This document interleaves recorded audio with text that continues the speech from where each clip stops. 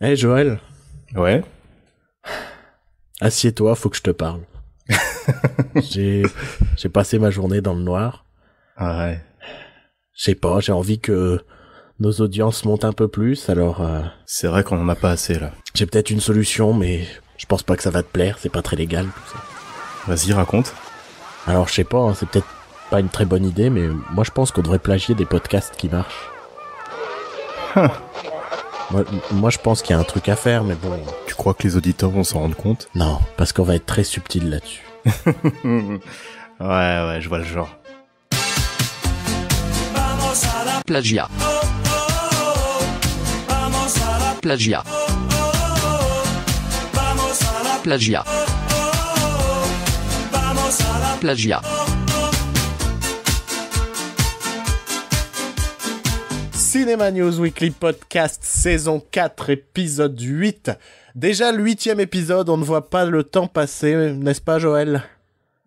Oui. Merci, belle intervention, belle émission.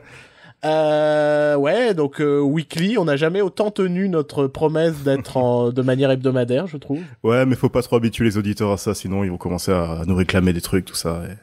J'aime pas les auditeurs, quoi. Voilà, c'est ça. Donc une émission un peu particulière cette semaine. Je suis en train de prendre nos tocs d'éteindre la lumière et ça va pas, mais c'est pas grave, on s'en bat les couilles, on n'est pas non plus une émission sérieuse. Ceci est une émission plagiat et on s'en bat les couilles. On veut voler des auditeurs aux émissions qui marchent. Ça, c'était subtil. On les prend en otage. J'avais envie de gueuler Arlette Laguillet, mais j'ai pas osé. Et je sais même pas pourquoi en plus. Alors, donc c'est bon, on peut checker l'intro, c'est fait. Oui. Donc, vous l'aurez remarqué, une émission un peu particulière cette semaine, ce qui nous empêchera pas parler de ciné. C'est pas très français tout ça, mais c'est pas grave. Étant donné que on plagie cette émission brillamment menée par un Québécois et un Belge, et que souvent le Québécois est en touriste, et je considère que cette semaine je suis en touriste, donc Joël, c'est toi qui travailles. Ok. Bah écoute, on a choisi ce format-là à plagier, j'en ai rien à foutre, c'est toi qui bosses. En fait, je suis sûr que t'as choisi cette émission-là pour rien foutre de cette émission. C'est faux. C'était... C'est faux. Ouais. Ah ouais. Et donc Joël, de quoi veux-tu Les parler news. cette semaine? Ah bah, on a beaucoup de news à raconter cette semaine. Ah ouais, je sais pas. Bah, premièrement, on connaît la date de sortie du prochain James Bond. Ça va être le 8 novembre 2019. Moi, ce que Ce qui est génial. j'aime bien Oui. dans cette information, c'est qu'on connaît la date de sortie, mais on connaît pas le réalisateur et on sait même pas si Daniel Craig revient. Mais on a déjà une date de sortie, et ça, je trouve ça ouf. C'est parfait. Je sais même pas si c'est Sony qui a encore les droits. Je sais pas, mais j'en ai marre de cette technique, enfin, j'en ai marre de cette idée de studio qui fixe la date. Enfin, c'est hyper malsain et hyper gênant. C'est en mode, tu nous sors le film pour telle date, quoi. Ouais, ça a beaucoup marché pour la Warner et leur film DC Comics aussi. Alors, Genre Flash, tout ça. dernièrement, je me suis rappelé un truc de ouf, justement par rapport aux dates fixées pour les films et tout. Et je tiens à le partager avec nos auditeurs parce que je trouve ça très marrant. Vous n'êtes peut-être pas au courant, mais il est censé y avoir un nouveau film Amityville qui est censé sortir. Et moi, ce film, je suis un petit peu curieux de le voir parce que c'est réalisé par Frank Calhoun qui a notamment réalisé Maniac, le remake de Maniac avec Elijah Wood. Ouais. Et ce film a des soucis de sortie et des soucis de programmation. Pour tout vous dire, il est tourné et sa date de sortie était fixée à janvier 2015. Puis, On est en juillet 2017. en mai 2015, il est annoncé que le film sortira le 15 avril 2016. Soit un an après. Oui, bien sûr. Puis, quelques mois plus tard, il est avancé au 1er avril 2016. Genre, ils l'ont avancé. Et ça c'est le moment que je préfère. C'est ils ont avancé le film, sachant que le film n'est toujours pas sorti aujourd'hui. 9 mars 2016. La date de sortie est repoussée au 6 janvier 2017. 16 décembre 2016. Seulement quelques semaines avant la date prévue de sortir. Il est repoussé au 30 juin 2017. Donc, sur la page Wikipédia, c'est marqué « Avec ce report, le lancement de Amityville aura connu 2 ans et demi de retard. » Tu dis « C'est bon, c'est fini. » Non, 7 juin 2017, alors que le film devait sortir le 30 juin 2017, Dimension Films repousse à nouveau la sortie du film, mais la date n'a pas encore été décidée par la société. Ah, ça sent bon tout ça.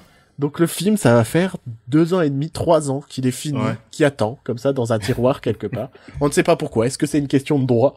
Je ne sais pas. Et là, je suis en train de me dire, putain, j'ai trop bossé encore. Je fais pas assez mon Dan Gagnon. Vas-y, reprends les rênes. Alors, ce week-end, c'était la Comic-Con. Oui. Donc, la grosse convention avec tous les geeks qui sont en train de se suer les uns sur les autres. Est-ce que tu veux dire que c'est un événement classique pour les geeks? C'est bon, je peux checker la case. Je peux checker les cases. On peut dire ça, oui. Vas-y, enchaîne. Alors, ce week-end, la Comic-Con a donné son lot de bandes annonces. C'est vrai. Et pas forcément la Comic-Con, parce que je me rends compte dans la liste de bandes annonces qui est prévue. Mais c'est pas grave, on a fait une liste large. On va parler de plein de bandes annonces. Enfin, Voilà, je ne sais c'est pas, ça. parce En que gros, je n'ai pas préparé cette émission. Non, bien sûr que non. Du coup, je vais commencer avec notre cher ami Guillermo del Toro. Qu'est-ce qu'il a fait encore, celui-là? Il a fait un film qui s'appelle The Shape of Water. Ah. Et de quoi ça parle-t-il donc? Et donc, ça parle d'une expérience sur une créature amphibie dans un sous-sol inconnu, très loin. Amphibie. Dans un sous-sol amphibie. Une jeune dame sourde et muette Ouais. qui est infirmière, je crois. Non, elle fait le ménage, non? Elle fait le ménage. Ah, C'est- tu le sais. Ah bah t'as travaillé toi. Ah merde! Non, je sais pas. Ah si, attends, oh. Des fois, il voit des trucs, hein. Ah oui, c'est vrai. Bon, d'accord. Donc elle fait le ménage et elle rencontre cette créature et tombe amoureux de lui. C'est vrai, j'ai vu la bande-annonce aussi, je peux approuver ce propos. Ouais. J'ai un souci, Joël. Hein. Je suis à 2 doigts Ouais. de faire l'accent québécois à chaque fois que je parle. Non, tu peux pas faire Enfin, ça. je sais, c'est raciste, c'est raciste. C'est insultant, c'est raciste, on peut pas faire Surtout ça. que je le fais pas bien, quoi. C'est ça le pire. Je sais pas quel est le pire, que tu fasses l'accent ou alors que tu le fasses l'accent mais mal. Je pense que c'est encore plus insultant quelqu'un qui fait mal un accent. Tu vois? Tu vois le truc ou pas? Genre le mec, il va faire l'accent... Déjà, faire un accent, c'est limite, tu vois? Oui. Genre... Michel Leb. Voilà. Michel Leb représente, quoi. Est-ce qu'il fait encore des accents, lui? Ou est-ce Je qu'il sais s'est dit, pas. on est quand même en 2017, je vais calmer ma race. Je pense que depuis qu'il est à la Comédie Française et qu'il a rajeuni, il s'est calmé. Ah, tu veux dire depuis qu'il a changé de nom et qu'il s'appelle maintenant Laurent Lafitte? Ouais, exactement. Voilà. Je pense qu'il s'est un peu calmé niveau. C'est vrai, ouais. Mais je pense que ouais, c'est plus dangereux c'est plus honteux de mal faire un accent quand même. Parce que c'est en mode je veux être raciste et en plus je le fais mal. Tu vois? Ouais. Bah, je sais pas, ça a pas empêché Kev Adams et Gad Elmaleh dans leur dernier spectacle. Oui, mais c'était quand même raciste et mal fait. Oui, mais ça les a pas empêchés. Ouais, c'est vrai. Ouais, mais non, nous on a vraiment trop d'âme donc je ne ferai pas l'accent québécois. Tant mieux. Donc reviens sur Shape of Water. Donc, Shape of Water de Guillermo del Toro, qu'est-ce que t'en as pensé, toi qui as vu la bande-annonce? Et moi qui suis très énervé contre Guillermo del Toro depuis un moment. Surtout, Surtout, oui. il m'agace en ce moment, c'est fou. Je suis curieux. Ouais. Je suis curieux de voir le truc. Ouais. Visuellement, ça a l'air un peu plus stylisé Enfin, Crimson Peak. quoi que Crimson Peak était un peu stylisé, mais j'ai l'impression que c'est quand même un peu plus graphique que Crimson Peak, ce Shape of Water. Enfin, ça se repose pas uniquement que sur les décors. Tu vois ce que je veux dire? Il y a des plans que j'aime bien et c'est pas forcément grâce aux décors. Là où Crimson Peak est très joli par ses décors. Après, il y a ce côté je sais pas, un peu déjà vu de la romance entre une créature et un machin. Et une créature et un machin. Une créature et une femme, quoi, c'est tout. Oh putain, ça va mal passer. Oh ça. merde! Polémique, putain! Oh merde! Bon, mais je sais pas, je suis quand même très curieux. La seule question que je me pose, et on se l'est posé, tous les deux, Bah oui, évidemment. c'est que le personnage de l'amphibien Joué par Doug Jones. rappelle énormément le personnage d'Eb Sapiens. Eb Sapiens? Je sais jamais. Eb Sapiens. Ouais. Je sais- Abraham. Ouais, Abraham. allez, Abraham. Des films de Guillermo del Toro, Hellboy. Qui était joué aussi par Doug Jones. Voilà. Donc, c'est un peu perturbant. Surtout que ce personnage-là, dans Shape of Water, est aussi adorateur d'œufs. Enfin, il adore manger les œufs. Ouais. Et il adore aussi écouter de la musique Bah dans ouais, son- il y a des dans très son grosses aquarium. similitudes. Est-ce que c'est juste un clin d'œil? Ouais. Ou- Après, il a dit que c'était pas pas une préquelle de Hellboy. Ouais. Après, Ça n'empêche pas de faire un clin d'œil. ouais, voilà. Ça, C'est non. pas le même studio, il a pas les droits sur Hellboy, donc je sais... Mais c'est quand même, officiellement, c'est pas une préquelle. ouais, mais c'est quand même perturbant, je trouve, Ouais. qu'il Ouais, ait fait ouais. ce choix d'une créature amphibie et tout. Joué par Doug Jones avec les mêmes caractéristiques. Ouais, c'est quand même très perturbant.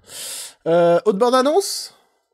Alors, autre bande-annonce, il y a aussi la bande-annonce de Disaster Artist. Ouais, donc Le biopic du tournage de The Room, donc le meilleur pire film de tous les temps. toi, tu l'as toujours pas vu, je crois, Zoro. Non, je l'ai toujours pas vu. Faut vraiment, je pense que si prochaine fois que tu reviens, on va essayer de s'organiser un truc et Ouais. une soirée The Room parce que pour l'avoir vu maintenant peut-être 2 fois, c'est vraiment un sommet de drôlerie, quoi. Du coup, tu peux m'accompagner dans ce voyage. Dans quel voyage? Le voyage devant The Room. Ah ouais, non, je te donnerai la main pendant tout le film. Oh, merci. On marchera comme ça. Oh, je nous vois trop main dans la main et je pointerai du doigt, genre comme si je te montrais les étoiles et en fait je te montre les yeux de Tommy Wiseau. Tommy Wiseau, ouais. Oh, hi, Mark. Putain. Du coup, cette bande-annonce Ouais, donc du film réalisé par James Franco et dont James Franco joue le personnage de Tommy Wiseau. Ouais. Parce que c'est pas une personne, ce mec, c'est vraiment un personnage. S'il n'existait pas, il faudrait l'inventer. Je sais même pas. Non, c'est...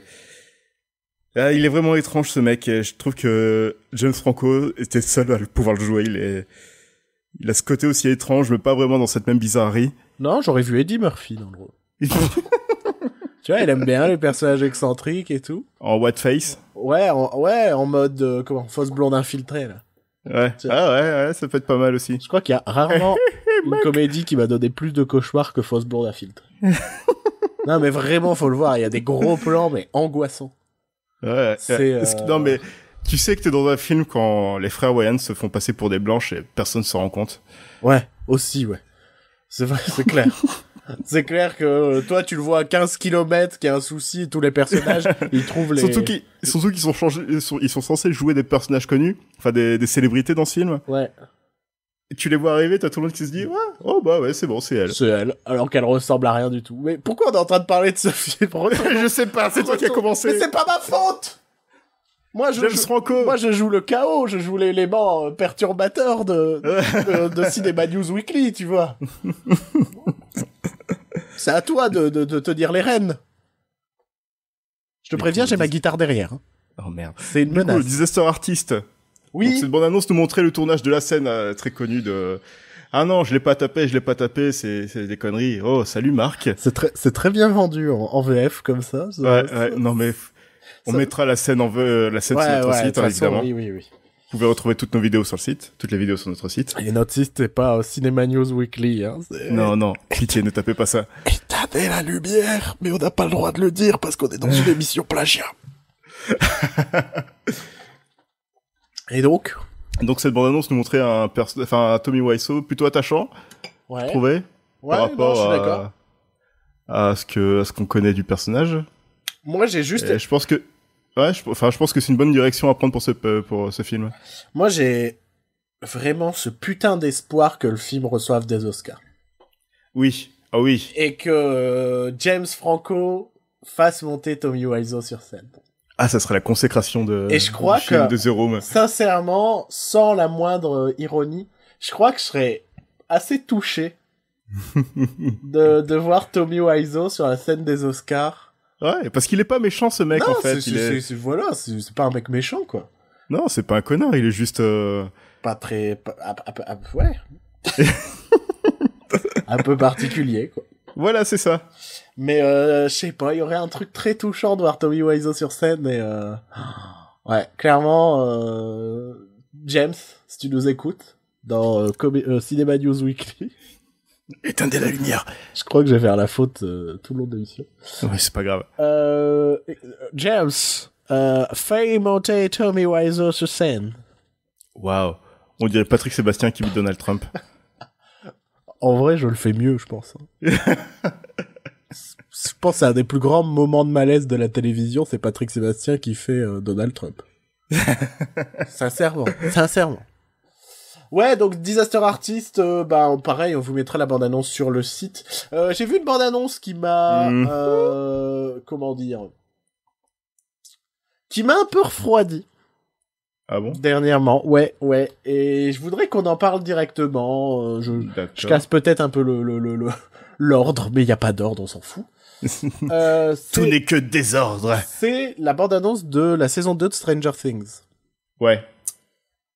Je sais pas. J'ai pas du tout adhéré.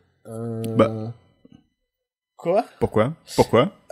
Je sais pas. Franchement, je me souviens que la Stranger Things, comme tout le monde, j'en ai entendu parler au moment où ils ont sorti la bande-annonce.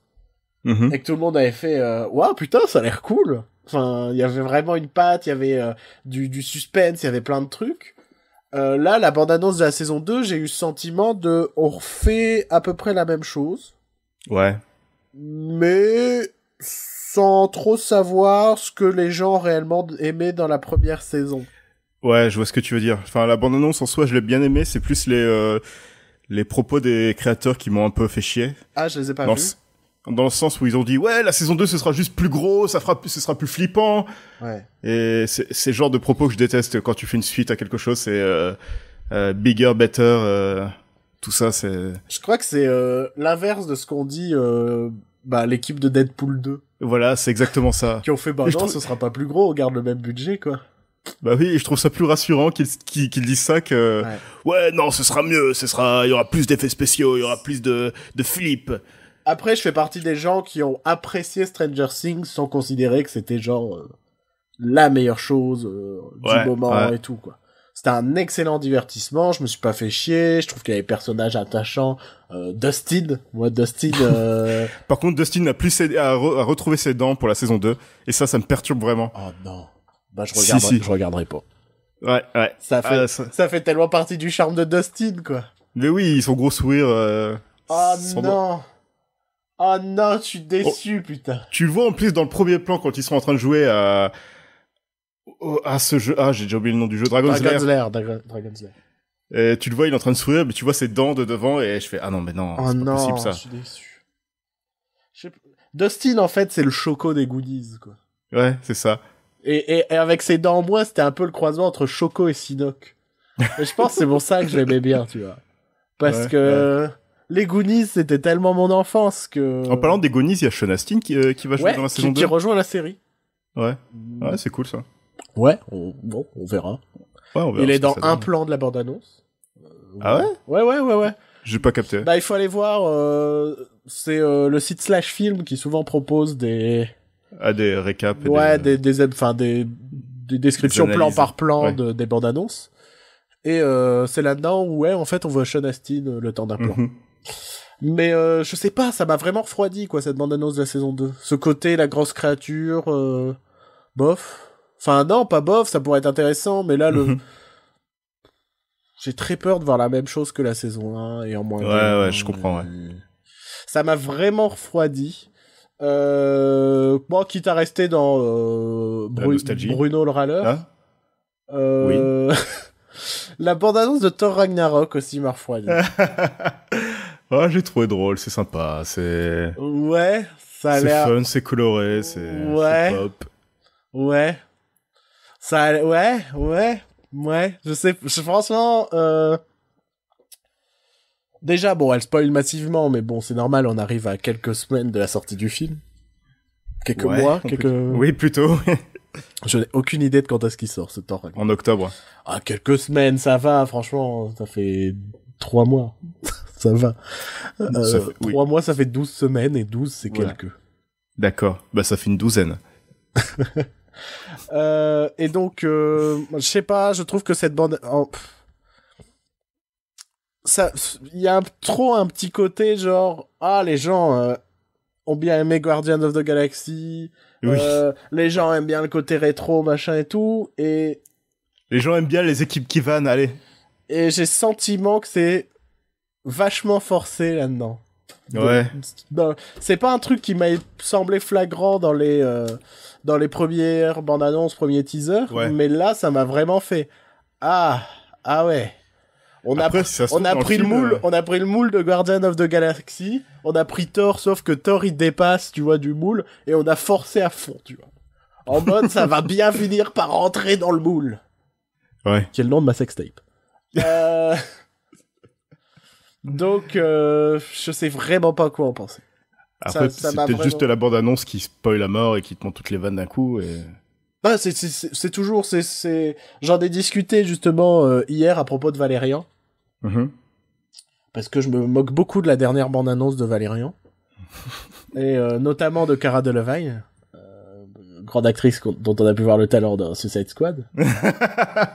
Et on m'a dit, mais ça se trouve, tu vas aimer. Et j'ai fait, je demande que ça, en fait. Je préfère être agréablement surpris et tu vois, me moquer d'un film et au final pour apprécier. Ça a été le cas notamment de Man from U.N.C.L., dont Ouais, la bah oui. bande-annonce, franchement, je m'étais dit, mais qu'est-ce que c'est que ce film à chier? Et j'ai adoré le film, j'ai vraiment adoré le film. Donc je préfère avoir tort et me retrouver face à un film que j'aime que trouver une bande-annonce incroyable et être déçu par le film. Donc t'aimerais bien voir Thor par rapport à Thor. LOL, hashtag barre de rire, hashtag, Tweet comme Jean Roucas. hashtag humour, hashtag Cinéma News Weekly, c'est mieux que Comedy News Weekly.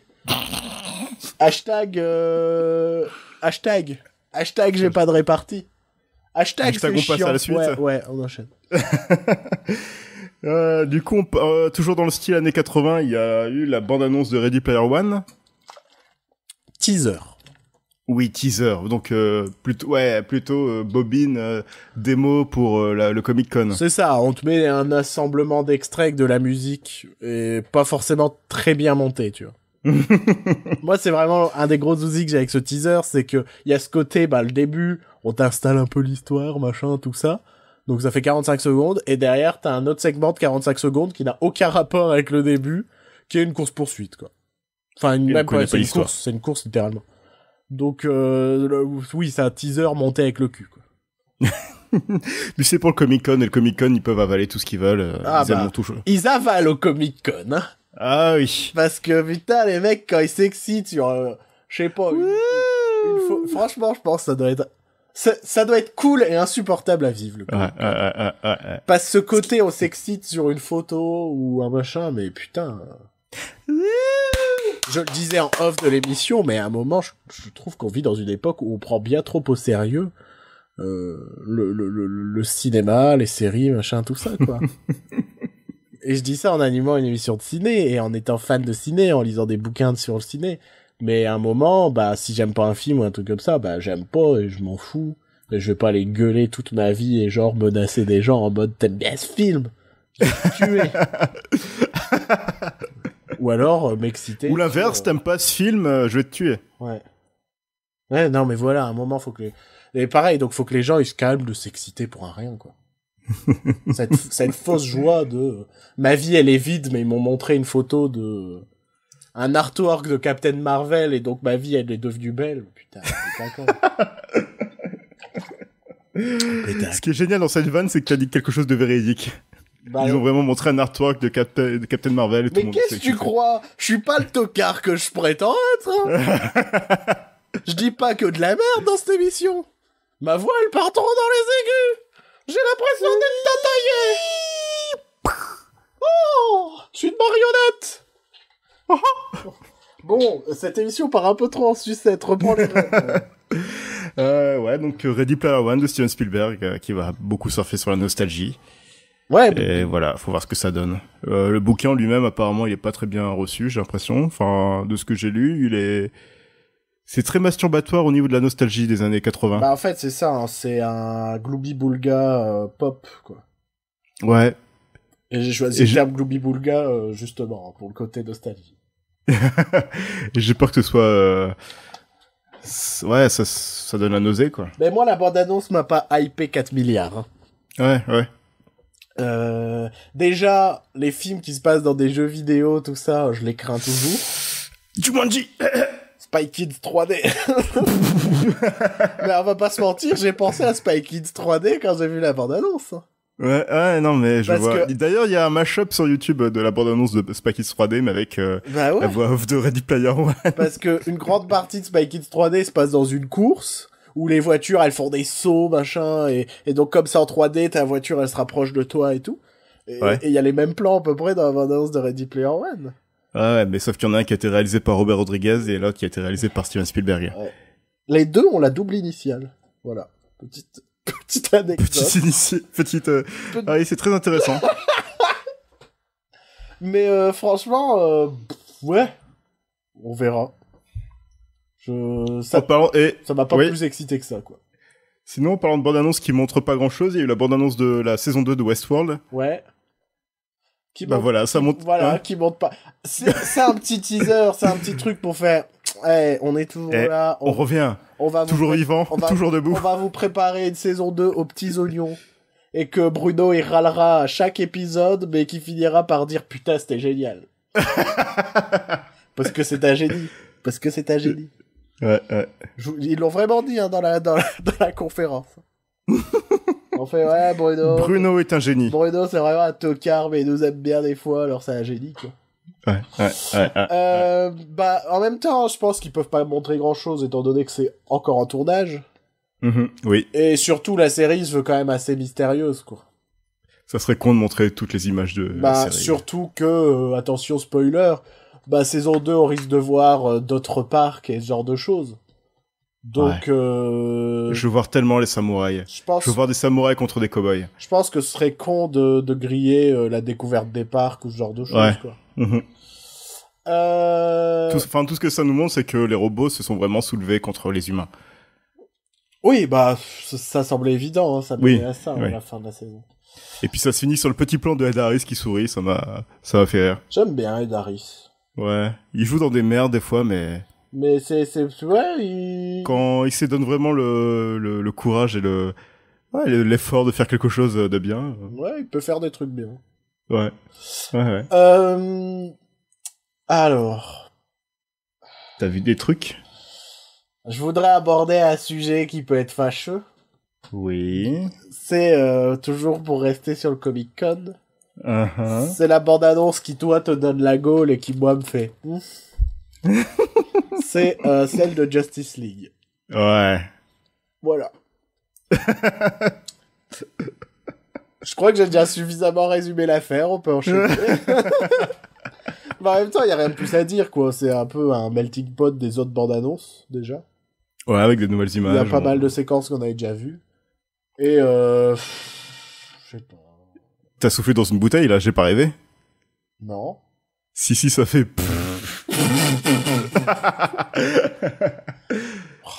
Dévoile pas les coulisses de l'émission. Bon, il y a vraiment un truc qui me fait chier dans la bande-annonce de Justice League. Ah. C'est que le grand méchant du film, c'est encore un mec habillé tout en gris, tout en métal, et qui veut détruire le monde. Encore. Tu Pour sais- la 4e fois. Non, mais tu sais que j'ai vu la bande-annonce, j'ai oublié qui est le grand méchant. Ok. Attends. Il s'appelle Steppenwolf, c'est un peu le second de Darkseid. Ah, mais franchement, je me souviens même plus l'avoir vu dans la bande-annonce. Avec C'est- des grandes cornes. c'est te C'est dire- ça, C'est te c'est dire sa si voix la- qu'on entend au début c'est de te la dire si la bande-annonce. bande-annonce m'a marqué. Ouais, je vois ça. J'ai Ouais. complètement oublié. Je sais même Voilà. plus ce qui se passe. Je sais juste que c'est l'esthétique Zack Snyder. et ses combats sur des terrains vagues.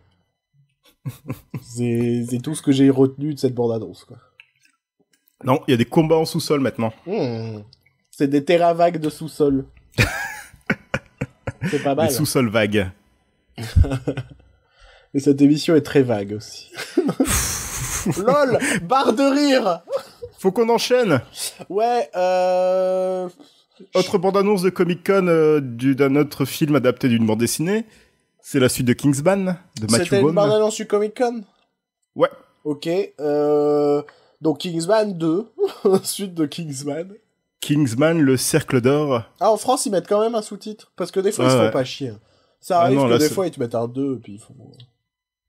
Genre, Rocky 2, Rien à foutre. Oui. Ou Rambo 2. ou Roxy Rookie 2, Oui. Ou Bambi 2. ou Retour à la future 2. Allez, on enchaîne, hein. C'est celui Ouais. qui trouve plus de 2 qui a perdu. Hein. Bad Boys 2. Titanic 2. SOS Fantôme 2. Le Seigneur des Anneaux 2. Le Transporteur 2. Transformers 2. Wayne's World 2. Ah ah. Moi, je triche, je regarde mes DVD. Le Parrain 2. La liste de Schindler 2. Où la petite fille en rouge, elle ressuscite, elle va se venger, elle est pas contente. Ah ouais, trop bien. En fait, c'est la fin de Inglourious Basterds. Ça s'appelle Red is Dead. Mélanie Laurent est habillée tout en rouge, puis elle va se venger contre tous les... Mon dieu. What a twist. Faut qu'on Ta ta ta. Tarantino l'a caché depuis le début. Ça va faire un super article pour le community manager de Sens Critique. Qui publie des anecdotes extraordinaires sur Facebook. Tu savais que dans Retour vers le futur, à un moment, dans le passé, Marty McFly écrase un sapin, Oh, ouais. et le centre commercial qui a été construit dessus, qui s'appelait avant les Simpins jumeaux, Ouais. s'appelle maintenant le Sympa solitaire. What a twist. Je ne tu le savais pas? Ah bah, je ne savais pas. Franchement, c'est pas l'anecdote que tout le monde te raconte sur le cinéma. Voilà, et tu savais que Biff Tannen, dans l'épisode 2, était inspiré de Donald Trump? Sans déconner. Je crois que non, il y a une anecdote sur le cinéma qui m'irrite encore plus. Ouais. C'est genre l'anecdote que je déteste parce que je l'ai entendu 4 milliards de fois et il y a toujours un con qui veut se faire genre je suis intellectuel, je vais te raconter une anecdote de fou. Ouais. Tu savais que Charlie Chaplin, une fois, il est allé à un concours de sosie de Charlot et il est arrivé que 2e. Ah, c'est parfait, ça. Mourrez du cancer colorectal quand vous racontez Ouais, cette ouais. anecdote. J'en peux plus. J'en peux plus de cette anecdote. Ou alors, L'homme qui rit, le film adapté du roman de Victor Hugo, était l'inspiration du Joker. Oh putain, je savais pas non plus. Mhm. Mon dieu. Oh là là. J'adore Sens Critique, mais vraiment, le community manager, c'est... Bon, en fait, ça sert à rien de liker la page Facebook, quoi. Voilà, c'est ça. Juste, franchement, ça sert à que dalle. Si c'est pour avoir des anecdotes ou alors des gags qui viennent du 9gag d'il y a 15 ans, tu vois. Oui. En mode, Et du 9gag, ça vient déjà de Reddit, de 20 ans avant. Ou alors, il y a mieux aussi. Des fois, il poste des extraits de films et il met pas le bon film. Genre, dernièrement, il a posé, c'est des films qui valent ce qu'ils valent. Oui. Mais dernièrement, il a posé un extrait de La Crise de Colin Serrault. Ouais. En mettant, ça pas cet extrait de La Belle Verte de Colin Serrault. Renseigne-toi, ma gueule. T'as la bonne réalisatrice, mais t'as pas le bon film. Ou alors, ils postent des news, mais ils mettent pas de source. Et quand tu cliques sur le lien dont tu penses être la source, c'est juste le lien vers la fiche. Où il poste des artworks sans dire qui les a fait. Hein? Ou des photos d'artistes sans dire d'où elles viennent. Ouais. Sans créditer les artistes. Et ça, c'est pas des pages de merde qui font ça, quoi.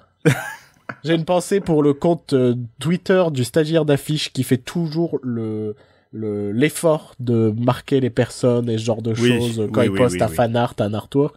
Et ça, c'est très bien. Ça, c'est ce qu'il faut faire. Oui, oui. Ou Edgar Wright aussi, quand il partage en ce moment des fan art et des artworks de Baby Driver, il y a toujours la personne marquée sur Twitter. Ouais. Et ça semble normal et naturel. Voilà! On parlait de Kingsman, sinon? Ouais. Qu'as-tu pensé de cette bande-annonce? Bah, c'était fun. C'était un peu le même film que le premier. Voilà, sauf que maintenant, il y a Channing Tatum, et Channing Tatum me fait rire. T'as vraiment la même séquence que dans l'église, dans la bande-annonce. Je sais pas si t'as tilté. Sauf que À quel moment? Sauf que cette fois, bah, c'est, comment il s'appelle? Taron Egerton. Qui, non, tu sens que ça va être un plan séquence de combat, comme l'était la scène de Freebird de l'église du premier Kingsman. Ouais. Après, moi, je suis pas un très grand fan de Kingsman. Notamment à cause de son humour un peu trop lourdingue à mon goût. Ouais. Et de son esthétique qui oscille entre le kitsch volontaire et le kitsch involontaire. Et donc j'ai encore cette crainte pour... Enfin, c'est même pas une crainte, c'est je m'en fous. En fait. Ouais, bon, ça a l'air fun. Channing Tatum, ouais. Il y a un mec qui fait du lasso laser et c'est drôle. Ça, c'est un peu marrant, ouais. Ça, c'est un peu marrant. Il y a Jeff Bridges, donc c'est bien. Ouais. Mais tu vois, c'est pareil, le lasso laser, ils se sont dit, bah, les gens aimaient bien la scène où, comment? Putain, Colin Firth? Oui. Se battait dans un pub avec un parapluie. Ouais. Et donc là, le mec, il se bat avec un lasso laser dans un bar américain, hein. C'est pas Ouais, ça, parce c'est que pas un ça. cow-boy. Ouais, non, mais il y a vraiment ce côté, genre, ils refont les mêmes scènes, mais avec les codes américains, donc, ni chaud ni froid. Oui. Bon, on verra. Ouais, bon. T'as fini tes news ou t'as encore du stock? Bah, il reste la bande-annonce d'Avengers Infinity War qui a leaké. Enfin, qui a leaké? Que toi, t'as vu? Bon. Eh bah oui, moi j'ai des bonnes sources. Hein. Mais t'as des sources de ouf, parce que moi, je suis pas Bah tombé écoute, dessus. je suis un podcasteur professionnel, j'ai forcément des sources... LOL. Des sources... Professionnel, lol. Oui. Donc oui. Alors, dans cette bande-annonce, on voit les 3/4 de l'image, donc ça c'est cool. Parce qu'évidemment, c'était une... Bah après, c'était- attends, oui, mais bon, tu peux pas t'en plaindre, c'est leaké, voilà. C'est filmé à l'arrache au Comic-Con. C'est ça. Les mecs, On ils n'entend se- pas les dialogues parce qu'il y a tout le public qui fait... Ouais. Ah, ça, c'est insupportable. Je suis allé voir Dunkerque cette semaine, j'ai eu ma crainte qu'au moment où il y a le mec de One Direction qui arrive, il y ait des midinettes qui fassent « Oh, il est là !» Il est là.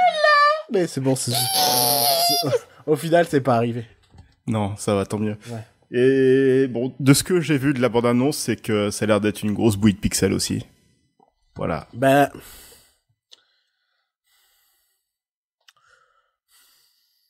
Voilà. Oui. Non, mais... Moi, ce qui m'énerve, c'est que ce film peut avoir un pas sur la bouillie de pixels, mais tu peux critiquer autant que tu veux la Ligue des Justiciers, quoi. Enfin, Ouais. il y a certains défauts que tu donnes aux films DC Comics qui peuvent être appliqués aux films Marvel. Après, c'est peut-être mon côté fan de DC Comics qui ressort un petit peu, mais je trouve qu'il y a certains défauts qui se retrouvent dans les deux films. Ah, mais moi, je trouve que, Comme par dans les deux exemple, chez franchises. DC Comics, il y a beaucoup plus de risques esthétiques. Oui, mais voilà. Il y a des... Non, mais il y a des valeurs que je ne retire pas au film d'ici. Juste que je commence à me poser des questions sur le fait que j'anime une émission ciné et j'aime pas trop les films de super-héros, mais à cause de ce milieu cinématographique actuel, j'ai l'impression de parler de films de super-héros toutes les semaines. Vivement qu'on ait la bande-annonce du prochain Wes Anderson et ce genre de choses, quoi. Oui, oui, Parce aussi, que, oui. je commence à un peu avoir mal à mon cinéma. Sinon, je saigne. Donne-moi tu une vas bonne avoir nouvelle, s'il te plaît. une bonne nouvelle, j'en ai une. Oui, donne-moi, j'ai besoin. Alors, j'ai besoin de Valérian toi. est sorti aux États-Unis. Ça, c'est pas une très bonne nouvelle. Non, elle arrive la bonne nouvelle. Ah, que se passe-t-il? Donc, le premier week-end de Valérian aux États-Unis était un flop complet. Ah, voilà qui fait plaisir. Et grâce à ce flop, le stock d'EuropaCorp a chuté. Ah. Est-ce la fin des films estampillés Besson? Non, j'ai vu un tweet qui est passé et ce qui peut faire flipper, c'est que ça peut aussi se répercuter sur le cinéma français en général. Ah bah non, bah bien sûr.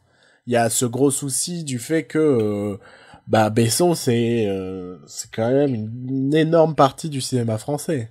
Mm. Donc si EuropaCorp chute, mais en même temps, le cinéma français va-t-il nous manquer? Non. Ouais, si, certainement. Ouais, il y a quand même des réalisateurs que j'aime bien, quand même des. Oui, il y en a, mais... Je fais toujours mon vieux considique sur le cinéma français, mais il y a des choses que j'aime bien. Genre là, moi, j'ai eu la bande-annonce du Dupontel avant Dunkerque, tout ça, ça m'a fait Ça a l'air plaisir. cool, ça. Ouais. Donc, je fais toujours mon vieux con, mais c'est pas vrai. Mais et pareil, je critique pas Besson sur son succès, je critique Besson sur la qualité de ses films. Qu'un Français ait du succès de manière internationale, on va dire, dans le cinéma, c'est cool. Enfin, ça fait toujours plaisir. Après, c'est juste que moi, j'ai toujours considéré que Besson était un piètre scénariste. Parce il a pas écrit le premier Taxi et ce genre de choses, quand même. Il en a écrit quelques-uns. Ouais, puis les transporteurs, les trucs comme ça. Oui. Donc c'est quand même lui qui a écrit ce genre de merde, quoi. C'est pas Michel Muller qui disait que Besson, en 20 minutes, il écrit 20 scénarios. Je sais pas. Je connais pas du tout cette citation. Mais voilà, quoi, c'est Luc Besson, quoi. Oui, voilà. Donc, ouais, la fin d'Europa, ce serait triste pour le cinéma français, mais... De toute façon, Besson finira toujours pas s'en sortir. Ouais, bah oui, de toute façon, il va prendre sa retraite un jour. Hein. T'y crois? Sachant qu'il a déjà écrit Valérie en 3. Valérie, il nous fait une James Cameron, le gars. Ouais. Oh merde, le jour où il collabore Non, mais- les deux. C'est limite s'il nous prend en otage, en fait, hein. Ouais, c'est en mode. J'ai Valérian, c'est obligé de fonctionner. Vous êtes J'en obligé ai d'aller le écrit. voir. J'ai fait 3 Arthur et les Mini Boys. Et ça a moyennement marché sur le 2 et le 3, mais je m'en bats les couilles. Je les ai faits. Je vais refaire pareil avec Valérian. Putain.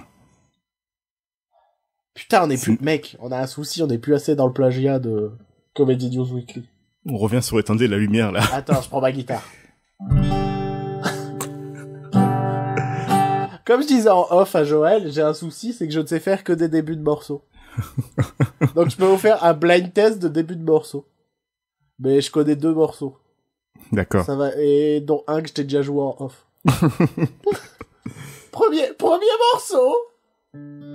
Attends, j'ai raté. Putain. Je sais pas si elle a accordé. Ouais, elle a accordé à peu près. Voilà. Ah oui, ça c'est One Direction. Ouais, ça vous a plu ou pas? Moi, je trouve que c'est pas mal, cet instant guitare. Je propose, t'as fini avec tes news ou pas? Oui, j'ai fini là, c'est bon. Je vais faire un jingle pour la deuxième partie. On va Vas-y. parler un peu de films qu'on a vus, qu'on a bien aimés ou pas. Attention, petit jingle.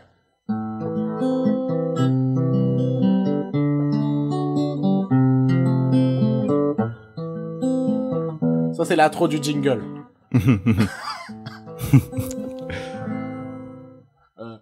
C'est les films qu'on a bien aimés ou pas. Voilà. Cette semaine. Non, c'est fini. Ah ok. C'était l'instant guitare. J'espère que ça vous a D'accord, plu. c'était... Chaque mignon. semaine, un nouvel instrument. La semaine prochaine, ce sera le kazoo. Bon, plus sérieusement, on a vu des films, toi et moi, toi plus moi et Oui. tous ceux qui le veulent. Putain, j'ai fait de référence à Grégoire, j'ai envie de mourir. Je sais même pas qui est Grégoire, je sais même pas ce que c'est cette référence. Sérieux, tu connais pas cette chanson? Non. Mais sérieux? Bah oui.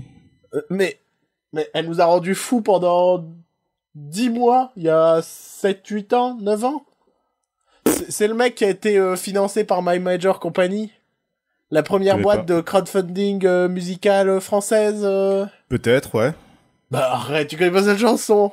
Non. Voilà, c'était un segment très intéressant du podcast. J'espère que ça vous Voilà. a plu. On va revenir à une émission normale.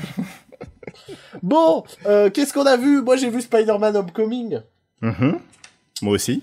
Voilà, Ça tombe bien. ça tombe bien. En fait, on a trop préparé l'émission. On devrait faire une émission pas préparée comme ils le font. Voilà, c'est ça. Bon, on a vu Baby Driver, Spider-Man et Dunkirk. Ouais, J'aime bien dire Dunkirk, ça passe plus que Dunkerque. Dunkerque, quoi. Dunkerque. C'est vrai que c'est compliqué. D'ailleurs, au ciné, j'ai fait une vanne nulle. Enfin, ça n'a fait rire que moi, vu que je l'ai pas fait fort, mais dans ma tête, ça m'a fait rire. C'est parce qu'il y avait plein de gens, au moment où ça affiche Dunkerque, tu vois, dans l'écran titre. Ouais. Je sais pas pourquoi. Tous les gens ont lu le titre. Donc dans la salle, t'entendais Dunkerque. Et moi, je me suis mis à faire Roubaix.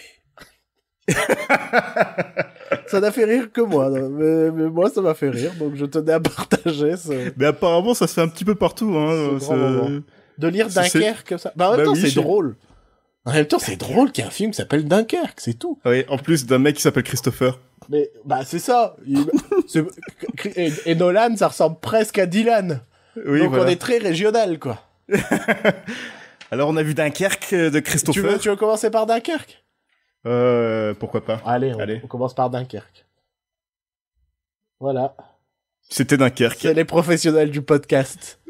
J'espère qu'on Voilà. va vous laisser notre carte si vous avez des bar mitzvahs, des trucs comme ça organisés. On est les professionnels de l'animation, la déconnade, l'amour, la joie. La bonne humeur, l'allégresse. Ouais. Bon, Dunkerque, qu'est-ce que ça raconte? Dunkerque. Ça raconte l'évacuation de Dunkerque. Ouais, Pendant l'évacuation la Seconde des Guerre Anglais. mondiale. De Dunkerque, oui. Pendant la Seconde Guerre mondiale, les Dunkerque étaient encerclés. Les Dunkerque. L'armée anglaise était encerclée à Dunkerque Ouais, par les nazis, évidemment, hein, vu que c'était les méchants de la Seconde Guerre mondiale. ouais. Selon Ouais. c'est une adaptation C'est du ce que- comic book de ouais. la Seconde Guerre mondiale. C'est ce que les gens racontent, quoi. Hein? Oui. Hashtag théorie du complot. Hashtag barre de rire. Hashtag détail. Donc oui. Alors, déjà, moi j'ai une question à te poser. Oui. Alors, je veux savoir si je suis un gros tocard de merde ou pas. Oui. T'en es un, oui. Mais vas-y, pose ta question quand même. Je vais passer pour un con, hein, je vais passer... Mais tu connaissais bien la bataille de Dunkerque avant ou pas? J'en ai jamais entendu parler avant la production du film de Nolan. Merci. Parce que tout le monde fait, ben oui, ça parle de la bataille de Dunkerque. Oui, oui, peut-être, mais moi oui, la fameuse belle anecdote de la bataille de Dunkerque. Le pire, c'est que ça se passe dans notre département, ça, enfin dans notre région. Ouais. Et cette histoire qu'on n'a jamais entendue. Mais après, c'est peut-être parce qu'on est deux sous-merdes. Hein. On est deux sous-merdes qui a dit bon, un podcast sur le cinéma. Oui, et que du coup, on écrase toutes les informations sur l'histoire qui sont beaucoup plus intéressantes que le cinéma en lui-même, par des anecdotes super intéressantes sur le pain qui est écrasé dans Retour vers le futur. Nous, on préfère raconter... Non, en fait, j'allais dire exactement la même chose que toi. Je m'en suis rendu compte après. C'est juste que t'as dit par le pain qui se fait écraser, et donc j'imaginais un bout de pain qui se faisait écraser. Et donc j'étais en train de réfléchir, mais quand est-ce qu'il y a un bout de pain dans Retour vers le futur? Donc j'allais redire la même chose que toi, mais pour parler du pain qui se fait renverser, moi j'allais dire. Sauf que dans ma tête, en même temps, j'étais en train de décortiquer ton truc, et je me suis dit, il dit la même chose que moi. Donc je suis une sous-merde. Oui, mais c'est ce qu'on dit depuis tout à l'heure, on est des sous-merdes d'histoire, c'est pour ça qu'on parle de cinéma. Donc on est d'accord qu'on ne connaissait pas l'anecdote. On est des merdes en cinéma, mais on est des sous-merdes en histoire, donc dans la hiérarchie, on est... Moi, il faut savoir que je passais mes cours d'histoire géo, genre à prendre, dès qu'il y avait une carte ou un truc comme ça, mon objectif, c'était faire un jeu de mots avec toutes les villes qu'il y avait sur la carte. Et je les rayais au crayon de bois au fur et à mesure. Ouais. Voilà. C'est pour ça que tu n'as jamais entendu parler de la bataille de Dunkerque. C'est pour ça que j'étais pas très bon en histoire géo non plus, quoi. On va pas se mentir, j'ai peut-être eu 10 au bac, tu vois, en histoire géo. Oui, donc voilà, cette fameuse bataille de Dunkerque qui... Attends, pourquoi tu m'interromps? Tu crois que ça n'intéresse pas les gens de savoir que j'ai eu 10 au bac en histoire géo? Non, pas du tout. Putain, je démissionne. Allez, salut. Alors, bonjour. Vous êtes bien sur Éteindre la lumière? Non, Cinéma News Weekly. Ah bah voilà, je suis pas là, ça fait de la merde. Allez, enchaîne. Ouais, donc cette fameuse bataille de Dunkerque qui au final ne concerne que les Anglais. Ouais. Donc, non, pas la bataille, en fait. C'est pas la bataille qui concerne que les Anglais. C'est l'évacuation. C'est l'évacuation qui est une anecdote plus retenue par les Anglais que par les Français. Qui est plutôt, oui, c'est vraiment une gloire au patriotisme anglais, ça. C'est pas une... Non, j'ai lu une interview de Nolan. C'est pas une gloire au patriotisme, c'est un symbole d'espoir. Oui. Il a voulu faire un symbole d'espoir et rappeler cette anecdote qui est un symbole d'espoir pour lui. Mm-hmm. Voilà. Sinon... L'espoir qui revient souvent dans les films de Nolan. Ah bon? Ouais, c'est une notion qui revient souvent dans ses films. Ah ouais? Mm-hmm. Je suis pas un Nolan fanboy, moi, donc... Dans Interstellar, dans Inception, dans les Batman... Dans les Batman, l'espoir, c'est le thème. Ah bah c'est carrément le message de Batman. Hein. Ah ouais. Il a créé Batman pour que ce soit une icône d'espoir pour les habitants de Gotham. Mm-hmm. Ça, oui. En même temps, je sais très bien à quel point tu aimes les films de Nolan, enfin les Batman de Nolan. On va commencer à pouvoir généraliser un film de Nolan. Voilà. À un moment, on va pouvoir grossir le trait. Et donc, qu'as-tu pensé de ce Dunkerque? Alors, j'ai bien aimé, mais c'est pas son meilleur film. Ouais. Je pense que c'est vraiment plus une expérience qu'un film en lui-même. J'ai noté la même chose. Ouais, et je pense que le film aurait été beaucoup plus immersif si je l'avais vu en IMAX, par exemple. Là, je l'ai vu dans mon cinéma, donc c'est pas non plus le grand cinéma de ville, c'est même pas un cinéma. C'est même pas cinéma, c'est un juste lecteur DVD portable. Voilà, dans un salon et sur un écran cathodique. Et oui, non, je pense que en IMAX ça pète un max. Oh putain, ça pourrait être la nouvelle ouais, bof. Nouveau slogan d'IMAX. On n'est pas au début des années 2000. Moi, je dirais je dis pas ça péjorativement. Je suis vraiment sincère dans ce que je dis. Tout le monde va me dire non, je suis sincère dans ce que je dis. Je dirais que c'est un excellent film de musée. Dans le sens où je vois trop ce film dans, je sais pas, un musée de la guerre à Dunkerque. Mm-hmm. Et dans ta visite, t'aurais la projection d'un film inédit de Christopher Nolan sur une reconstitution incroyable de la bataille de Dunkerque, tu vois. Ouais. Plutôt que un film de cinéma. Quand je l'ai vu, j'ai pas vu un film de cinéma, j'ai vu une reconstitution très réaliste, et très réaliste au point que, pour moi, ça manque d'un grain de folie. Ouais. Notamment dans la mise en scène, en fait. Je veux dire, les dogfights, c'est super, vous avez utilisé des vrais avions, vous avez filmé des vrais dogfights. Mais la mise en scène me les rend pas particulièrement épiques, quoi. Je vois 2 avions qui se tirent dessus dans le ciel, et moi je suis... C'était pas son objectif de rendre tout ça épique aussi. Bah, en fait, c'est ça. Son objectif, c'était de faire un truc réaliste. Oui, voilà, c'est pas comme Michael Bay qui te fait une reconstitution de Pearl Harbor et... Mais tu vois, il y a une des affiches de Dunkerque sur laquelle je suis retombé, qui est pas l'affiche qui était dans mon cinéma, où tu vois justement le personnage de dos, tout ça. Oui, c'était la première affiche. Et je trouve que celle-là t'annonce un truc bien plus épique que ce que n'est le film. Ouais. Tu vois, le film, c'est quand même plutôt contemplatif. J'ai pas particulièrement été tendu. Je sais que tout le monde trouve que c'est un monument de tension, et moi, c'était pas du tout le cas. Tu vois, je suis quelqu'un... J'ai un truc complètement absurde. C'est je suis, on va dire, claustrophobe aquatique dans les fictions. C'est-à-dire, dans le cinéma ou dans les jeux vidéo, c'est un truc qui peut m'angoisser.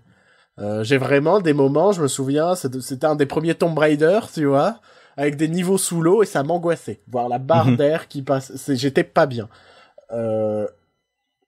On va pas se mentir, une énorme partie du film se passe quand même sur ou dans l'eau, tu vois. Ouais, oui. Et pour autant, j'ai rien ressenti de particulier, j'ai pas ressenti une peur ou un étouffement, comme j'aurais pu le ressentir, par exemple, la séquence du dernier Mission Impossible, où Tom Cruise est sous l'eau et a vraiment tenu sa respiration pour la scène, et c'est un long plan séquence. Là, ça m'a mis une vraie angoisse. En mode, et en plus, il y avait pas de musique à ce moment-là. En mode, je suis en plan séquence et c'est étouffant et j'en peux plus. Là, il y a un moment, il y a une séquence où un bateau est en train de couler, on est à l'intérieur, mais il y a trop de cuts, il y a trop d'alternance avec les autres récits, puisqu'on a oublié de dire qu'il y a 3 récits qui vont se rencontrer. Ouais, c'est sur plusieurs périodes de cette évacuation. Et il y en a un qui se passe, il y a trois récits, il y en a un qui se passe en 1 semaine, il y en a un qui se passe en 1 heure, et il y en a un qui se passe en quelques heures ou quelques jours. Non, les deux, il y en a 2 d'1 heure et un d'une semaine. Il y en a 2 d'1 heure? Ouais. En gros, l'avion et le bateau se passent en même temps. Pas sûr, hein. Bah si, puisqu'au final, ils se croisent à peu près tout le temps. Mais ils se croisent tous à la fin, les 3 se croisent. Oui, mais non, c'est vrai, je l'ai vu hier soir, c'est une semaine, 1 heure, 1 heure. Ok. Ouais. D'accord. Mais donc, le fait qu'il y ait... Non, voilà, c'est ça, j'ai trouvé, c'est 1 semaine, 1 jour et 1 heure. C'est 1 jour? Oui. Lequel, c'est 1 jour, le bateau? Ouais, sur la mer, c'est 1 jour. Ok, bah, erreur de ma part. Je pensais vraiment que c'était 1 heure et 1 heure. Mais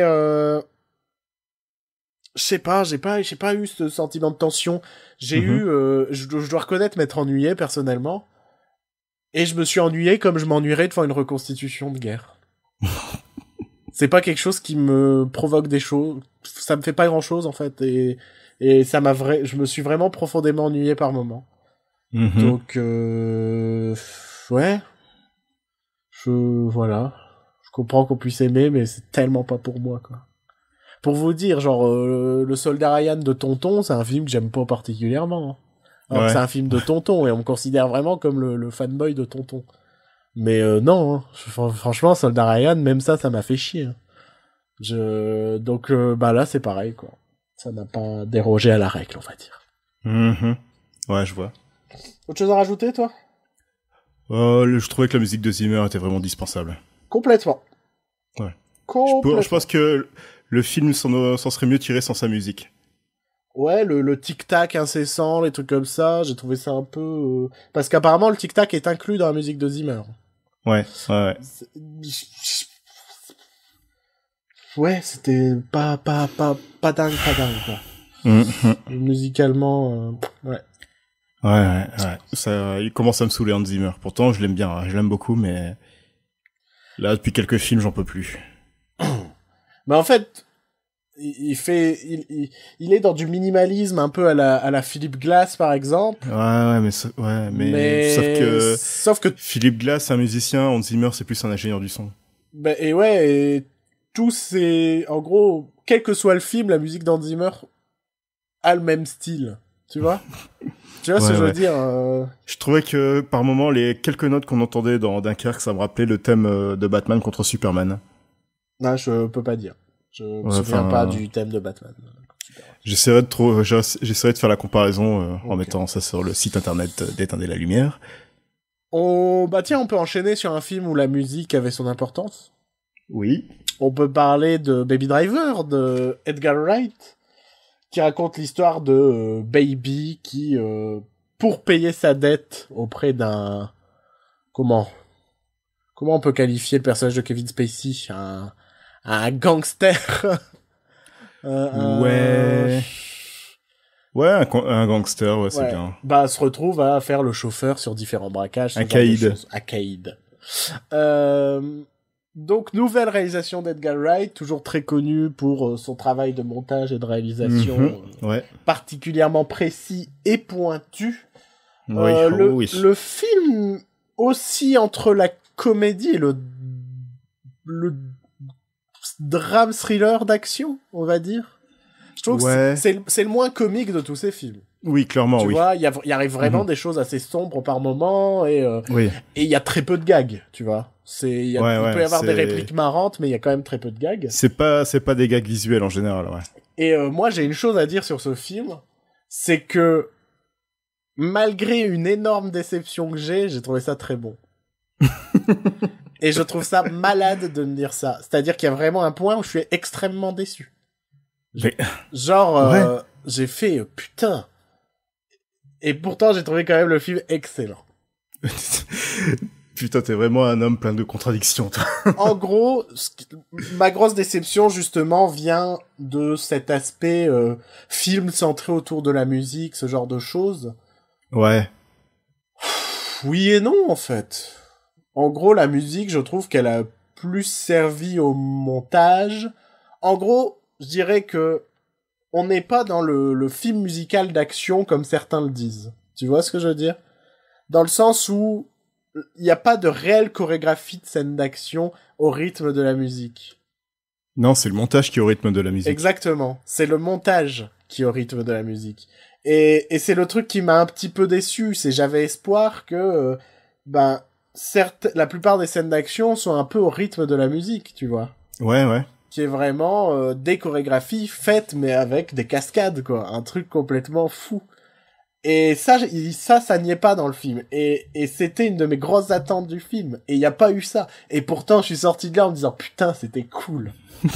Et je trouve ça fou que j'ai pas eu ce que je voulais. Et pourtant, j'ai quand même aimé le film. Ouais, t'as eu autre chose, mais que t'as bien aimé quand même. En fait, j'ai trouvé... En gros, je m'en foutais un peu de la musique. Dès le moment où j'ai compris que ça sert juste pour le montage. Enfin, il a vraiment collé son montage là-dessus. Et j'ai juste vu un excellent film de gangster, quoi. Oui. Moi qui adore les films de braquage, les films de tout ça, là, j'ai adoré. Ah, t'as été servi, hein. J'ai adoré, et surtout, j'ai adoré le fait que... Après, j'ai pas envie de spoiler, donc c'est compliqué, mais on va dire que parfois, il y a du foreshadowing, c'est-à-dire de... Comment ça s'appelle en français? Ça m'énerve, je ne trouve jamais le mot. C'est... Le foreshadowing? Ouais. Comment t'appellerais ça en français? C'est de l'introduction subtile d'un petit élément. Oula. Qui, c'est aussi le nom de ma sextape. Un présage? Ouais, non, pas un présage, c'est une... Non, mais selon Google Traduction, t'as pas beaucoup de... Ouais. Foreshadow, ça te dit soit annoncé, ouais, ou alors présager. En gros, c'est un détail qui annonce la suite, en fait. Ouais, et là, il y en a plein de faux. C'est-à-dire qu'il y a des choses qu'on va t'introduire et tu te dis, sans trop en dire, mais genre, lui, ça va être vraiment le grand méchant du film qu'il va falloir abattre à la fin, des trucs comme ça. Alors que non, pas du tout. Et en fait, ça vient être cassé au fur et à mesure du film. Et d'autres petits détails que tu pensais complètement futiles viennent foutre parfois les personnages dans la merde et ce genre de choses. Ce qui fait que j'ai adoré le rythme du film. Les 30 dernières minutes sont... Ouais. J'ai pas vu le temps passer. Non, moi, mais les 30 dernières minutes, c'est un des moments les plus haletants que j'ai connus au cinéma. Ouais. Clairement. Tout s'enchaîne non-stop avec des surprises. Le face-à-face final entre Baby et le personnage qu'on peut pas trop spoiler était intense. Ouais. Ah non, c'était vraiment épique, quoi. Même visuellement, avec ces lumières qui sont projetées sur les visages des personnages, c'était vraiment joli. Non, bah oui, en plus, le film est très bien filmé, très bien joué. J'ai adoré Kevin Spacey dans le film. Oui. Non, mais en même temps, ce Kevin Spacey, quoi, il fait rarement... Même quand il est dans des trucs de merde, je pense qu'il fait l'effort. Même quand il joue un chat, ça passe. Je sais pas, on l'a pas vu. Mais ouais, non, c'était quand même... Ouais. Et j'ai bien aimé Ansel Elgort aussi en Baby. Ouais. Il était pas charismatique ou badass mais il était attachant quand même. En fait, je pense que... c'est une grande question que je me pose. Parce que moi aussi, en gros, avant de voir le film, j'ai vu des mecs qui disaient que c'était le point faible du film, c'était lui et tout. Donc j'y suis vraiment allé avec cette crainte en mode, c'est vrai que je trouvais déjà dans la bande-annonce qu'il y avait pas ce charisme et tout. Mais en fait, j'ai trouvé hyper attachant. Surtout avec la relation avec son père adoptif. Oui, et mais c'était vraiment pas le but de son personnage d'être charismatique ou badass ou... Il joue un adolescent, un jeune adulte normal, en fait. Ouais, qui est juste dans cet univers c'est pas un mec badass, de gangster. C'est un mec à moitié autiste, qui s'enferme dans sa propre musique. bulle à cause d'un traumatisme. Ouais. Mais ça en fait pas de lui un connard, quand il a des vraies relations humaines, il y a des vraies relations humaines, quoi. Ouais, sa relation avec son père adoptif, elle était vraiment attachante aussi. C'était top. Ouais, D'ailleurs, j'ai trouvé ça hyper intéressant. Ils ont pris un vrai acteur sourd et muet pour jouer le rôle de son père qui est sourd et muet, son père adoptif. Et cette relation est vraiment top. Non, mais je trouve ça ouf de me dire que le point sur lequel j'attendais le film m'a complètement déçu, mais que j'ai quand même tellement kiffé le film. C'est la preuve, c'est le gage de qualité d'un bon film, quoi. Et d'un bon réalisateur. Après, il y a certains points, tu vois, en fait, toujours sur la musique, sur lequel, pour moi, ils ont pas assez joué, en fait. Dans le sens où, c'est cool, il a ses iPods, donc il a sa propre musique. Mais j'aurais aimé le voir interagir avec d'autres musiques. Dans le sens où, je sais pas, il y a un peu cette séquence qui est introduite à un moment où il monte dans une voiture et il cherche à tout prix une radio avec de la musique un peu badass, quoi. Mais je sais pas, j'aurais aimé un peu une musique parfois un peu plus ironique, quoi. Tu vois, genre, je sais pas, j'aurais bien vu, genre, le personnage de Jamie Foxx qui est un peu, qui est un peu chaotique, qui est un peu le personnage du chaos, tu vois, imprévisible, tu sais jamais ce qu'il va faire. J'aurais aimé, genre, un moment où il change la radio, tu vois. Genre, il y a la radio de la voiture et il change la radio pour mettre un truc plus chill, plus machin. Et que l'autre, il se retrouve en pleine course-poursuite, à changer de rythme de conduite et de machin, tu vois. Qu'on sente un peu plus une influence de la musique. C'est vraiment le truc qui m'a manqué. C'est que la musique, elle est là, mais je dirais que c'est un excès, c'est un glaçage, tu vois, au chocolat sur un gâteau qui était déjà bon. Tu vois? C'est pas la base, c'est pas les œufs. La musique de Baby Driver, c'est pas les œufs du gâteau, quoi. On peut cocher la case métaphore à 2 balles. Voilà, c'est bon. Sinon, on parle de Jon Hamm. Ouais, moi j'adore Jon Hamm. Hein.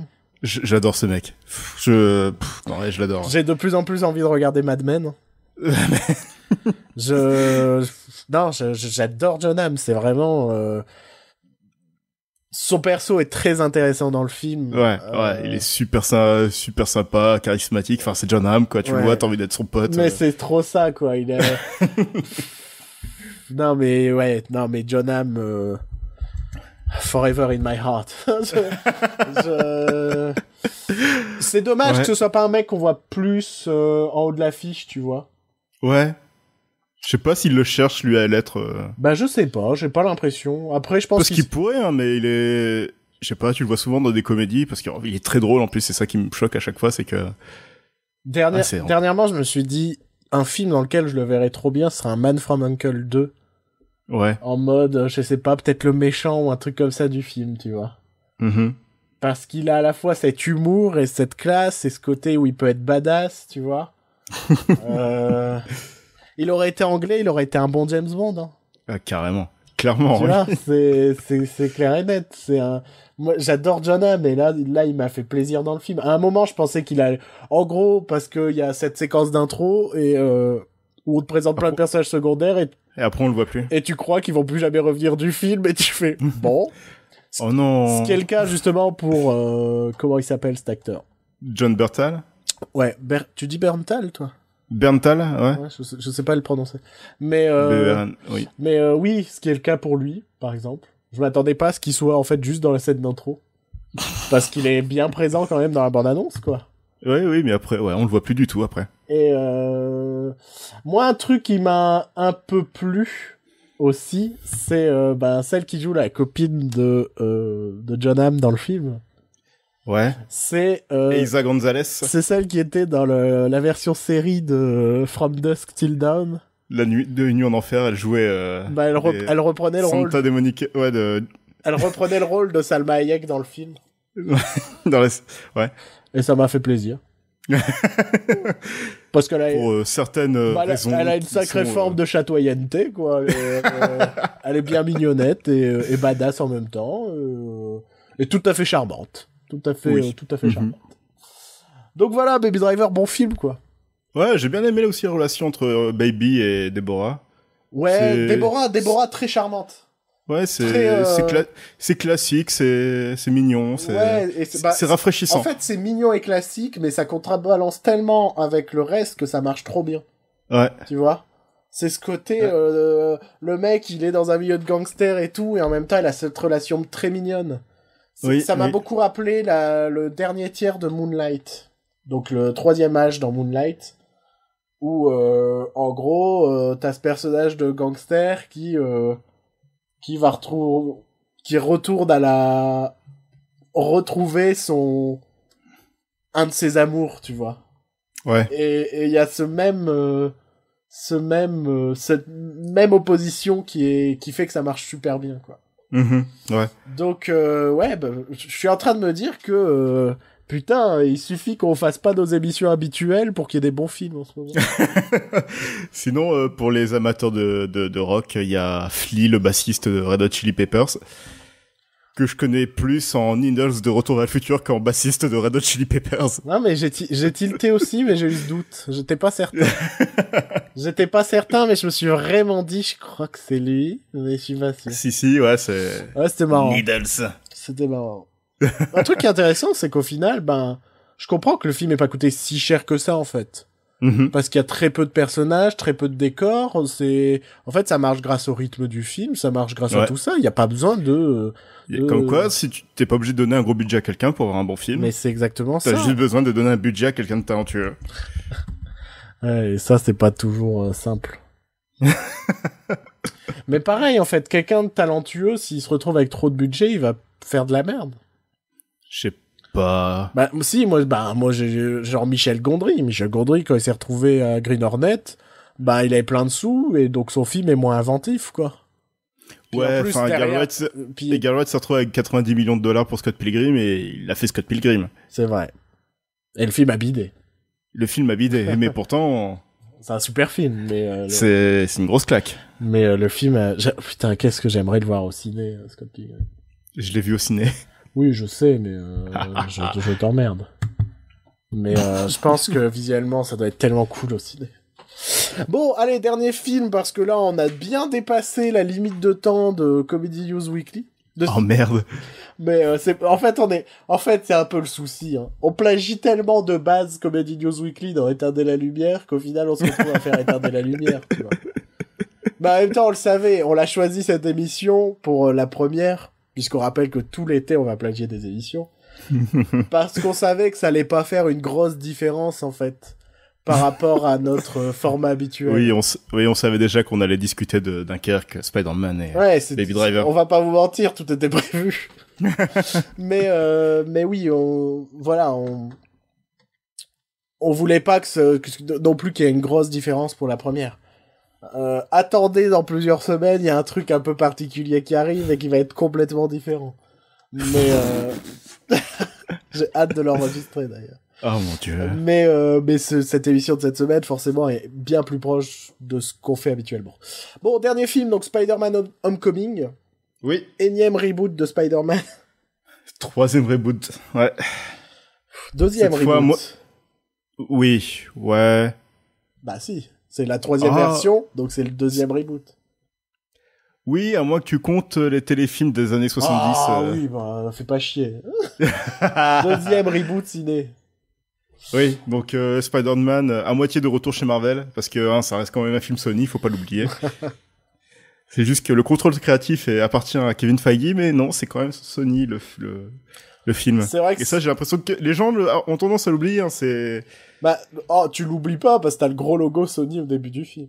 Oui, aussi, ouais. Et tu fais ah oui, c'est Sony.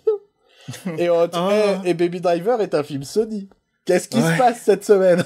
Je sais pas ce qui se passe, mais là, d'ailleurs, faut que je fasse mon mea culpa.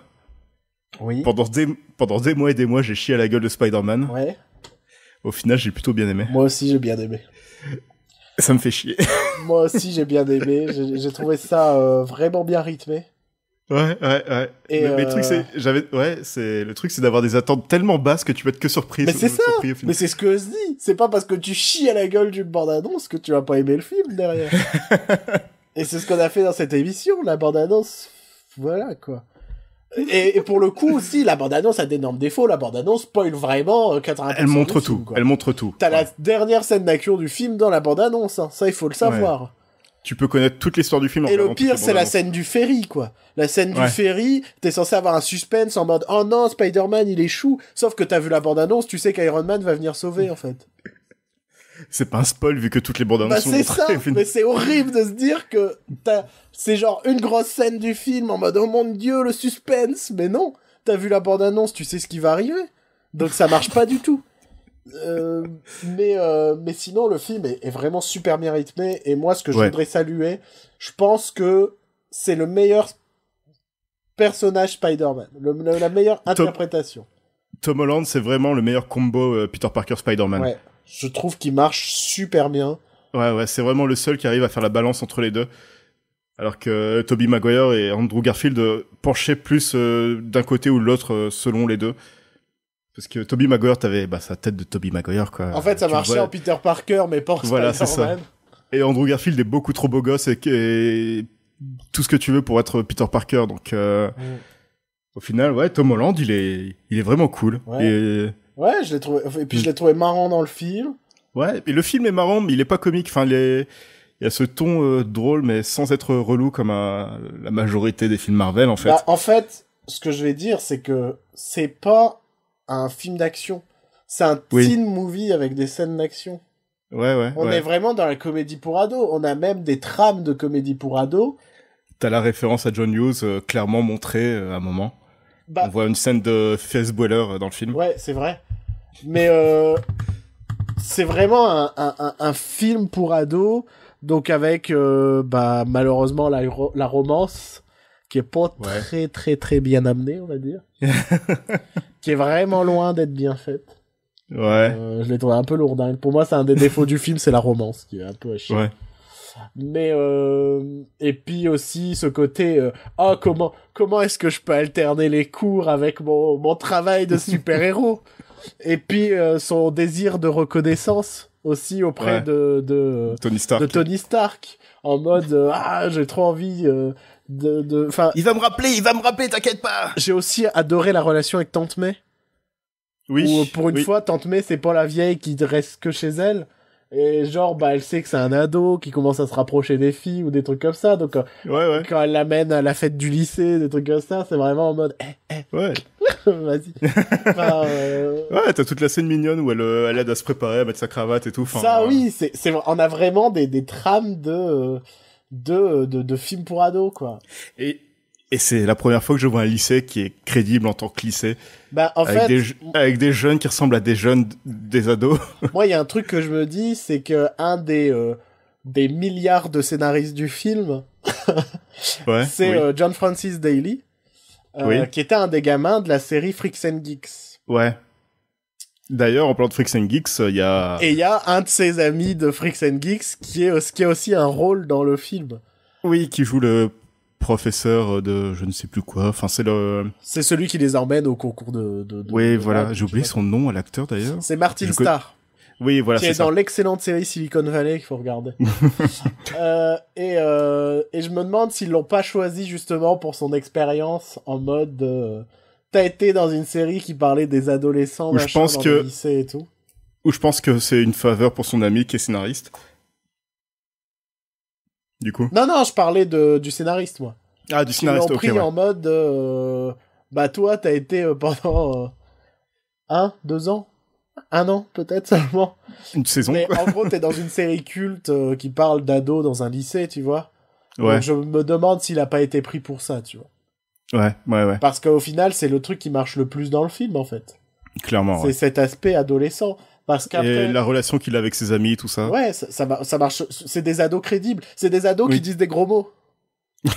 Non, mais c'est simple. C'est des ados qui disent des gros mots. Il y a des ados qui disent des gros mots dans le film, et c'est normal. Et par contre, l'aspect plus action, machin, c'est pas le fort du film. C'est pas le fort, ça manquait clairement de Sam Raimi. Hein. Il y avait ce côté un peu shaky cam, notamment dans la scène de l'avion. Je peux en parler, elle est dans la bande-annonce. Bon, on risque de spoiler, hein. Bah, spoiler quoi? On peut juste spoiler le dénouement du film. C'est le seul truc qu'on peut spoiler, tout le reste est dans la bande-annonce. Ouais. En vrai. Si, il y a des choses qu'on ne sait pas par rapport aux méchants, ce genre de choses, quoi. Ouais, bah, justement, c'est une des meilleures scènes du film. Ouais. D'ailleurs, faut que je revienne dessus, c'est, Michael Keaton, c'est le meilleur méchant du Marvel Cinematic Universe. Alors, je dirais que c'est le meilleur méchant en termes d'interprétation, de mise en scène du méchant. En mode, on l'introduit vraiment, il a une vraie trame, il a des vrais moments de méchant. Il a une véritable raison de devenir, de faire ce qu'il fait. Ouais, mais ça reste pas ouf, quoi. Ouais, ça reste une raison comic book, hein. Ouais, ça reste vraiment genre, mais c'est pas le méchant, scènes, quoi. Mais c'est pas le méchant qui devient méchant parce qu'en fait, il connaît déjà le super-héros, il veut devenir comme lui, et finalement, c'est juste un miroir du super-héros. Ouais. Non, c'est clair que pour le coup, après, c'est aussi parce que c'est Michael Keaton. Est-ce que si ça avait été quelqu'un d'autre, ça aurait été aussi bon? Je ne sais pas. Tu vois? Mais clairement, il y a une scène entre Peter et... Ouais, le moment où, en gros, il découvre qui est le méchant, tout ça. Ouais. C'est vraiment intelligent. C'est fait intelligemment en plus. C'est pas je sais qui tu es maintenant. Je vais tuer toute ta famille. Cette scène est vraiment très très très agréable et un vrai moment de cinéma, quoi. Enfin de bonne écriture, de dialogue, de tout ça, quoi. Peter Parker qui goûte, qui est en train de suer à mort devant lui. Plus j'y pense, plus je me dis que j'ai vraiment aimé Tom Holland dans le film, quoi. Non mais vraiment, je me dis vraiment. Ouais, il est cool. Il était bon, c'est un jeune, il est dynamique, il est fun, il vend bien ses fans, il vend bien ses phrases et tout. J'ai bien aimé, quoi. J'ai vraiment bien aimé ce mec. Après, bon, une suite, tout ça. Je trouve pas que le film appelle nécessairement à la suite, mais on sait qu'il va y en avoir 15 000. Forcément, c'est Spider-Man. Mais je trouve qu'il n'y a pas une assez grande ouverture à la fin, tu vois. Qu'il n'y a pas ce côté, il va arriver des trucs encore plus forts, tu vois. Il y a le twist... sur le dernier plan du film, le twist sur la relation entre lui et sa tante. Le twist. Oui, enfin Ah, oui, ok. Oui, ok, oui. Bah oui, en fait, ils introduisent des trucs, mais c'est plus des... C'est plus des cliffhangers de séries télé. Ouais, voilà. Tu vois? Et apparemment, ils vont pas revenir là-dessus avant le prochain film Spider-Man, vu qu'on va le revoir dans Avengers, et ce sera pas du tout... Ouais, mais peut-être que le prochain film... Ah non, c'est dit que le prochain film Spider-Man se passera juste après Avengers. Ouais, voilà, c'est pour ça. Ouais. Bah, je sais pas. Mais je sais pas s'il y a vraiment du contenu suffisant pour nous donner envie de voir une suite. Tu vois? Je me dis, est-ce que ça marchera pas qu'une fois? Et que genre, la deuxième fois, ils vont vouloir faire pareil, mais en plus grand et plus fort, tu vois? Ouais. Et qu'on fera, ah, merde. En mode, ça marchait si bien. Ça marchait si bien dans le premier, et là, vous chiez dans la colle, tu vois. Tiens, un truc sur lequel je veux revenir, c'est la musique de Michael Giacchino, qui est pas très mémorable. Oh, ça va encore, hein. Le seul truc qui est kiffant, c'est la musique dans le logo de Marvel. Et je trouve que c'est dommage qu'il l'ait mis dans le logo. Ouais. J'aurais adoré qu'il se soit dans une scène ou que ça finisse là-dessus, tu vois. Ouais, Parce ouais. qu'il a repris le thème de Spider-Man en mode épique et il est trop bien, quoi. Sa version est trop bien. Et je trouve ça dommage de l'avoir mis dans le logo, quoi. Wow. Ouais, mais Michael Giacchino, ça reste quand même le seul mec qui essaie de donner des thèmes aux personnages. Ah oui, Il y a un thème pour Spider-Man, il y a un thème pour le vautour et qui y a personne d'autre qui utilise beaucoup de cuivre. Ouais, il a vraiment une inspiration très jazzy dans sa musique en général, hein, que c'est pas seulement dans Spider-Man, c'était déjà dans Les Indestructibles. Et tu vois que ce mec a quand même comme grosse inspiration John Williams. Ouais. Ah non, et voilà, je trouve Michael Giacchino, faut l'aimer, hein, c'est obligé. Ouais. Si vous l'aimez pas, arrêtez d'écouter l'émission. Putain, on a vraiment dépassé la limite du temps. Ouais. Normalement, leur émission, elle fait 1 heure, on en est déjà à 1h20 à peu près, je pense. Ouais, on va peut-être pas tarder à... Je pense qu'on va pas tarder à boucler la boucle. Ouais. Donc, bah voilà, c'était Comedy News Weekly. Ouais, donc au final, Baby Driver, Dunkerque et Spider-Man. C'était pas des mauvais films aujourd'hui. Ouais, moi j'ai pas trop aimé Dunkerque, mais en soi c'était pas un mauvais film. Ouais, mais voilà, c'est ce que je dis, c'était pas... C'est rare, hein. C'est rare de se dire qu'on a vu des... Je pense que cet été, on va pas mal parler de bons films. Parce que moi, on va pas se mentir, j'ai vu un film en avant-première dont je parle pas aujourd'hui. Parce que, on l'a prévu pour une autre émission, mais qui est très très fort. Et ce n'est pas Valérian. Emoji Movie. Exactement, bien sûr. Non, mais qui est vraiment un excellent film et de fou, quoi. Et je me dis, mais cet été, il est bon quand même. On a quand même des bons trucs cet été. On aura Cars 3, on aura des merdes comme ça, mais il y a des bons trucs cet été. Bon, allez, je pense qu'il est temps qu'on vous laisse, parce que l'émission est bien trop longue. Ouais, comme d'habitude. Donc, est-ce qu'on dit quand même de nous retrouver sur notre page Facebook ou pas? Parce qu'en même temps, c'est pas notre émission, quoi. Non, on devrait finir en mode, allez écouter Comedy News Weekly, pour savoir l'émission qu'on plagie, qui est une bonne émission et qui est un peu une des émissions qui nous a motivés à nous lancer dans le podcast. On va pas se mentir. Et on les aime très fort. On les aime d'amour. Hein. Mais de toute façon, au final, c'est un plagiat, mais comme on vous a dit, hein, le souci, c'est que, étant donné qu'on a déjà à moitié copié le concept, c'est difficile de plagier plus. Donc voilà, allez écouter Comedy News Weekly, venez nous écouter aussi, on est sur Facebook, on est partout. Mais ça, écoutez d'anciennes émissions de nous, vous saurez où nous retrouver. Tu vois, le mec qui force les gens à l'écouter d'anciennes émissions. Oui, ça marche toujours. Donc on vous retrouve la semaine prochaine pour Cinema News Weekly Podcast saison 4 épisode 9. Et cet épisode qui ne viendra jamais, hein, ça fait partie du plagiat à la fois. D'ici là, portez-vous bien. Ok, boy.